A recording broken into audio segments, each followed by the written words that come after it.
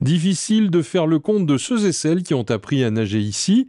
La piscine couverte de Beaublanc, fermée depuis cet été pour travaux, rouvre mi-novembre. Alors bien évidemment on a refait le mur, l'étanchéité intérieure et extérieure, parce qu'on a fait également la toiture. On a refait le faux plafond.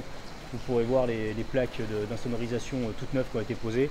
On a refait tout le système de traitement d'air et d'extraction du chlore pour qu'on soit vraiment dans un confort optimal dans la piscine. En gros, on a gardé le bâtiment, on a gardé l'enveloppe, on a refait l'intérieur.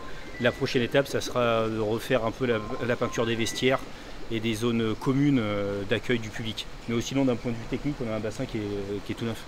Ce sera peut-être le changement le plus perceptible. Le traitement de l'air a été remplacé par une technologie permettant de faire mieux en dépensant moins.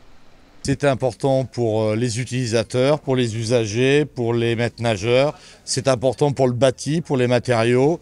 Et c'est important d'un point de vue portefeuille pour l'énergie et la maîtrise de l'énergie. Dès l'ouverture, de l'ordre de 30 à 40% d'énergie en moins pour traiter l'air de la piscine d'hiver de Beaublanc. Une piscine coûte à la collectivité, c'est un service public. La piscine n'est pas faite pour gagner de l'argent, la piscine est faite pour apprendre aux limougeaux et à tous ceux qui sont dans la périphérie d'apprendre à nager.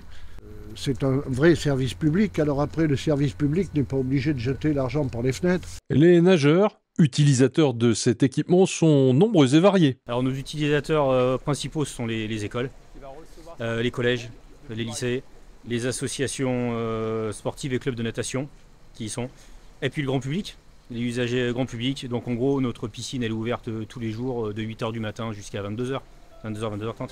Allez, un petit bain pour le chef.